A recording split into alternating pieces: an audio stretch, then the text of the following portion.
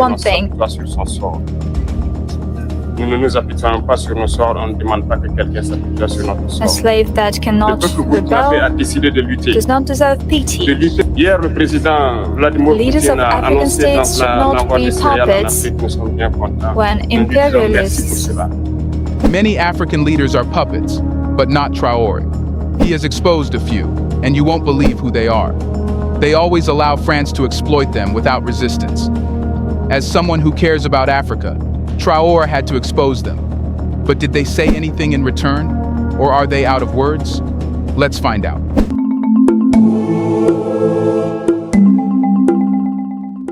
Not just that, many blamed Russia and Burkina Faso's relations, saying Burkina Faso relied on Russia more than it should.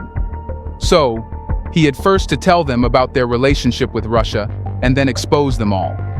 But what are the motivations and objectives driving Ibrahim Traore's bold actions as the military leader of Burkina Faso? Ibrahim Traore's motivations and objectives can be analyzed in several layers, reflecting internal and external dynamics shaping his actions. As a military leader who orchestrated a coup, Traore is the custodian of Burkina Faso's sovereignty. He envisions his role as a shield against external interference. His actions are propelled by a deep-seated conviction that he alone possesses the resolve and strength necessary to safeguard the nation's autonomy. Traore's vehement repudiation of allegations concerning Russian mercenaries underscores his commitment to preserving Burkina Faso's independence from foreign manipulation. He views any insinuation of foreign involvement, especially from Western powers, as a direct assault on the nation's sovereignty. His forceful denials not only refute these accusations, but also assert his authority and the integrity of his leadership.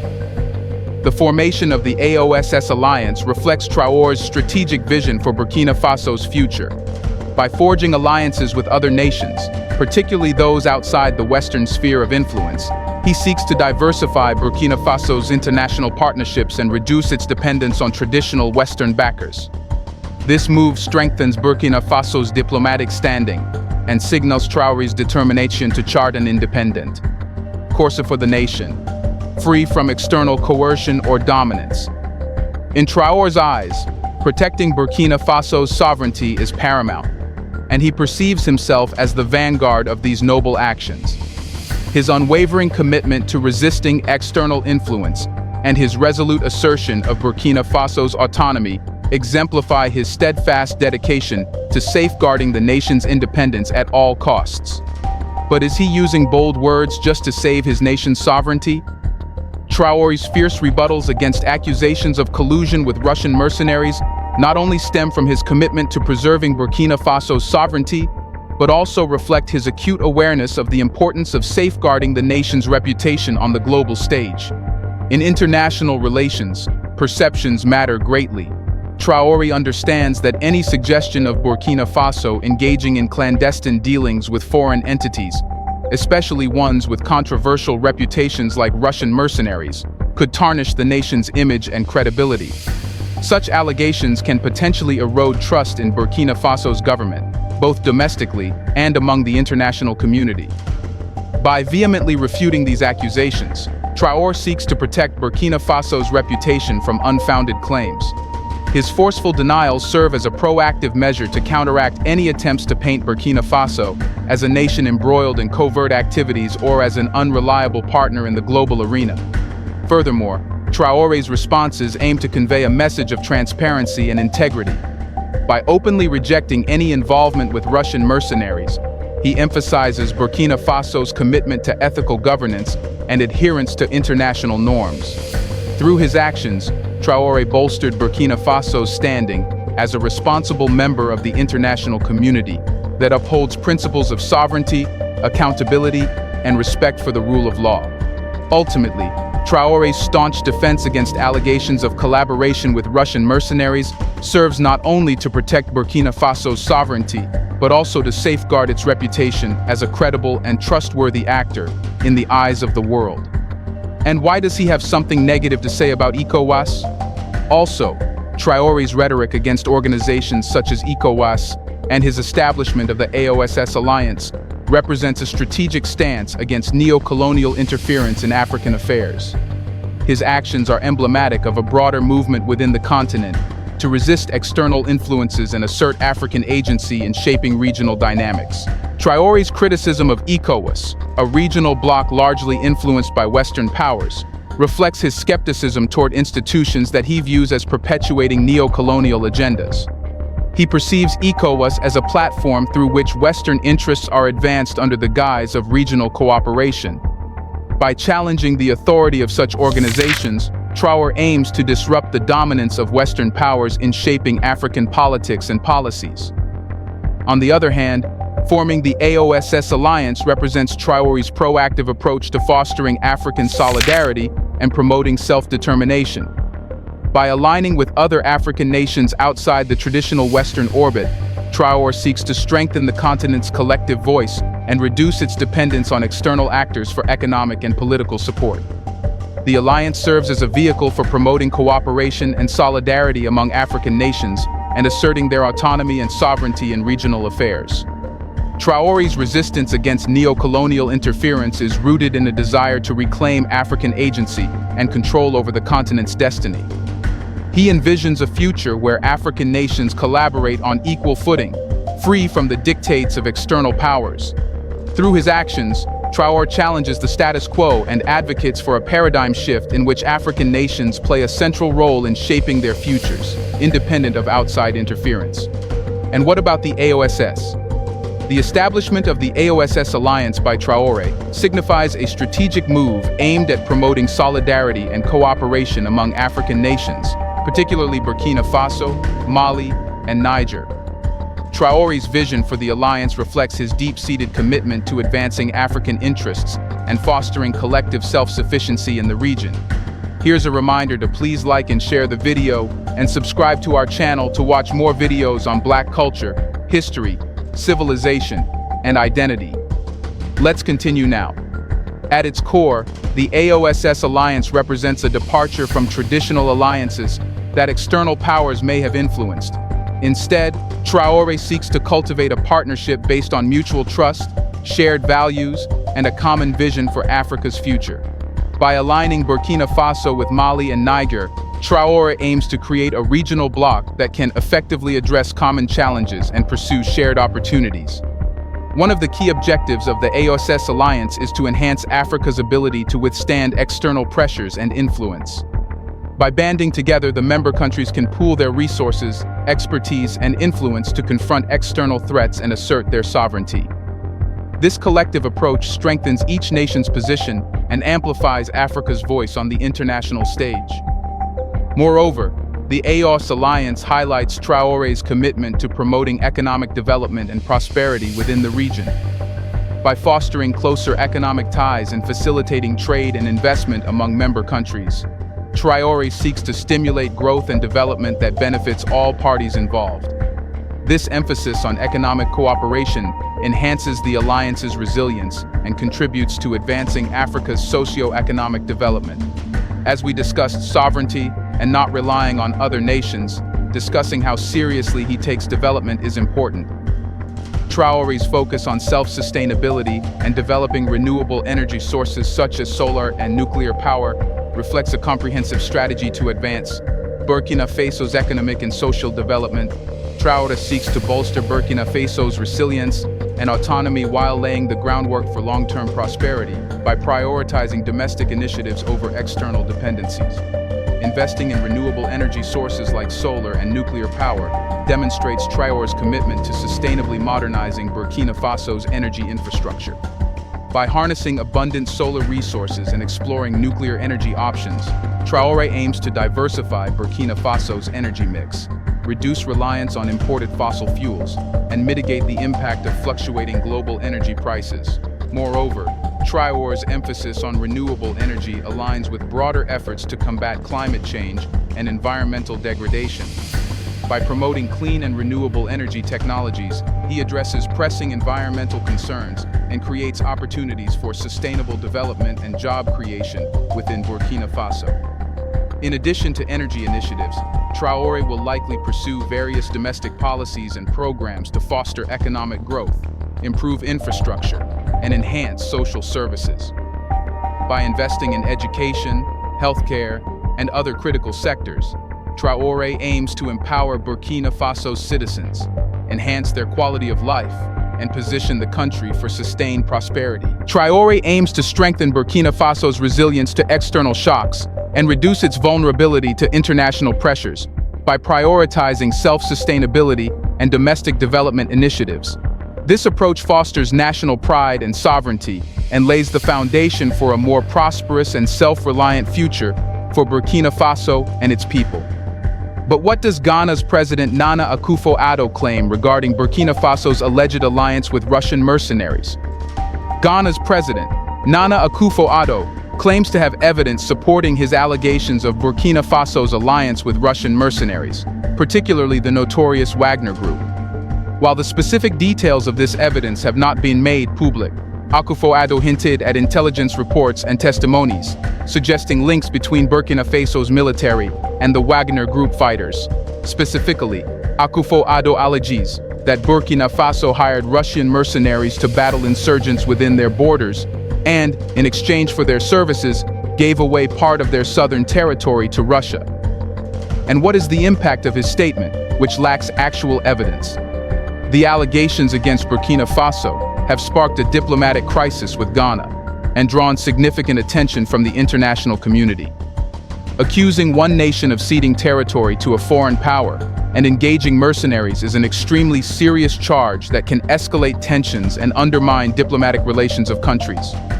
The allegations against Ghana and Burkina Faso have the potential to strain their bilateral relationship and disrupt regional stability. Accusations of territorial compromise and involvement with mercenaries strike at the core of national sovereignty and security, triggering concerns about border integrity and territorial disputes. Such accusations can evoke strong nationalist sentiments and provoke a public outcry, placing additional pressure on governments to respond decisively. Moreover, the diplomatic fallout from these allegations extends beyond the immediate bilateral relationship between Ghana and Burkina Faso. It draws attention from the wider international community, including regional organizations, neighboring states, and global powers. The involvement of mercenaries and allegations of territorial concessions raise alarm bells about security risks and destabilizing actions within the region, prompting calls for investigation and intervention from international bodies. The diplomatic crisis highlights the importance of transparent communication, dialogue, and adherence to international norms and agreements in resolving disputes between nations. Ghana and Burkina Faso must engage in constructive dialogue, provide evidence to support their positions, and seek diplomatic channels to address grievances and resolve the crisis peacefully. Efforts to de-escalate tensions and restore trust between the two nations are essential to prevent further hostilities and maintain regional stability. International mediation and diplomatic intervention may also play a crucial role in facilitating dialogue and finding a mutually acceptable resolution to the crisis, ensuring that the interests of both countries and the wider international community are safeguarded. And what does Russia have to say about it? Russia has responded to Ghana's allegations with strong denials and calls for a transparent investigation. Moscow has vehemently denied any involvement or presence of Russian mercenaries, particularly those from the Wagner Group in Burkina Faso. The Russian government has expressed surprise and disappointment at the accusations, dismissing them as baseless and lacking any credible foundation. Moscow's stance on the allegations involving Burkina Faso highlights the importance of adhering to the principles of evidence-based decision-making and due process in international diplomacy. Russia emphasizes the fundamental principles of fairness, objectivity, and respect for sovereignty in international relations by insisting on the necessity of verified, concrete evidence before concluding. Accusations of significant magnitude, such as those involving territorial concessions and the employment of mercenaries, carry profound implications for the countries involved and can have far-reaching consequences for regional stability and international relations. Therefore, such accusations must be substantiated with undeniable proof, rather than relying on hearsay or flimsy circumstantial evidence. Moscow's emphasis on evidence-based verification reminds the international community of the need for rigorous investigation and careful consideration of facts before making judgments or taking actions that could impact diplomatic relations and geopolitical dynamics. In a world where misinformation and geopolitical tensions abound, Adherence to verified evidence and respect for due process are essential for upholding the principles of justice, fairness, and international law. Russia fosters a climate of trust, transparency, and cooperation in international affairs by advocating for a measured and evidence-based approach to resolving disputes and addressing allegations. It encourages constructive dialogue, promotes accountability, and reinforces the importance of diplomacy in resolving conflicts and building sustainable peace and stability in the global community. While denying the allegations, Russia has also advocated for a full, fair, and impartial investigation. Moscow has stressed the need for transparency and adherence to due process in uncovering the truth behind Ghana's inflammatory claims against Burkina Faso. Also, Russia's categorical rejection of the allegations leveled against it as ludicrous propaganda emphasizes its commitment to defending its reputation and sovereignty against what it perceives as unfounded attacks.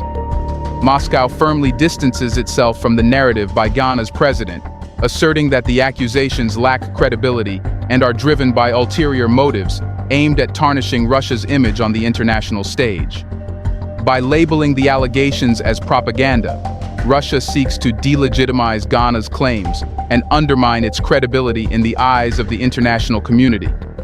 Moscow is a victim of a smear campaign orchestrated by Ghana's leadership, painting the accusations as politically motivated and lacking in factual basis.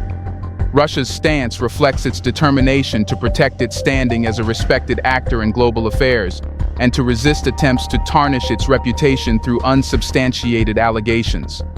By forcefully rejecting Ghana's narrative, Moscow will not tolerate attempts to besmirch its image or undermine its diplomatic relations with other nations. Moreover, Russia's rejection of the allegations as propaganda highlights the importance of discernment and critical thinking in evaluating information presented in the media and by political leaders. By encouraging skepticism and scrutiny of the accusations, Moscow highlights the need for objective assessment and evidence-based judgment in navigating complex geopolitical issues. And how has the international community reacted to the escalating diplomatic crisis between Ghana and Burkina Faso? The international community has reacted with concern and interest to the escalating diplomatic crisis between Ghana and Burkina Faso, particularly regarding the allegations of Burkina Faso's involvement with Russian mercenaries.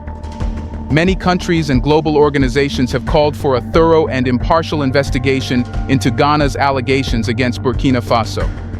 The seriousness of the accusations and their potential impact on regional stability have prompted demands for clarity and accountability. The diplomatic crisis between Ghana and Burkina Faso has strained relations between neighboring West African nations. Accusations of such magnitude can lead to a breakdown in diplomatic communication and cooperation, further exacerbating regional tensions. The crisis has the potential to impact regional alliances and cooperation efforts. Depending on the outcome of investigations and their interpretation of the situation, other African countries may be compelled to choose sides or reassess their relationships with Ghana and Burkina Faso. The allegations of Burkina Faso's involvement with Russian mercenaries raise security concerns not only for the two countries involved, but also for the wider region. The presence of foreign mercenaries and the potential for external interference in internal conflicts can destabilize the entire region and escalate violence. The crisis highlights the geopolitical complexities and power struggles within West Africa. It highlights the influence of external actors, such as Russia, and their potential impact on regional dynamics. The responses of other global powers to the crisis can also shape the outcome and future direction of the region. And how have Ghana's allegations against Burkina Faso affected domestic politics within Ghana? Ghana's allegations against Burkina Faso have significantly affected domestic politics within Ghana, leading to polarization and debates over the validity of these claims. The allegations have polarized Ghanaian politics, with supporters and critics of President Nana Akufo-Addo taking opposing stances. Akufo-Addo's supporters have rallied behind him, commending his bold denunciation of Burkina Faso and his efforts to address potential threats to national security. On the other hand, his critics have accused him of using the allegations as a political ploy to divert attention from domestic issues and consolidate power. The allegations have affected public trust in Akufo-Addo's leadership and his administration's credibility. The president's supporters trust his claims and view him as taking decisive action to protect Ghana's interests. However, his critics question the validity of the allegations and accuse him of lacking transparency and evidence to support his claims, leading to skepticism and mistrust among some population segments. There are differing perspectives on the validity of Ghana's allegations against Burkina Faso. Akufo-Addo and his supporters argue that credible evidence, such as intelligence reports and testimonies, supports the claims of Burkina Faso's alliance with Russian mercenaries. They believe these allegations must be taken seriously to address potential security threats. However, critics of the president demand concrete proof and transparency, questioning the reliability of the evidence presented and accusing the government of fabricating or exaggerating the claims for political gain. The allegations have fueled intense debates and discussions in Ghanaian society, particularly on social media platforms and in the media. Supporters and critics of the government have engaged in heated exchanges, sharing opinions, analyses, and interpretations of the situation. These discussions have shaped public perceptions and attitudes toward the government's crisis handling. Now comes another important question. What factors led to the formation of the AOSS Alliance? The member states of the AOSS, namely Mali, Burkina Faso, and Niger, have felt aggrieved by external interference in their internal affairs. This could include actions by regional bodies like ECOWAS or interventions by foreign powers. The desire to assert autonomy and sovereignty may have motivated them to form their alliance. The Sahel region faces significant security challenges, including terrorism, insurgency, and transnational crime. Member states may have felt that existing regional institutions like ECOWAS were not adequately addressing these security threats. The formation of the AOSS is seen as an attempt to enhance collective security and address shared security concerns more effectively. Economic development is another key factor driving the formation of the AOSS. Member states have recognized the need for closer economic cooperation and integration to promote economic growth and development in the Sahel region. They seek to pursue economic initiatives tailored to their specific needs and priorities by forming alliances.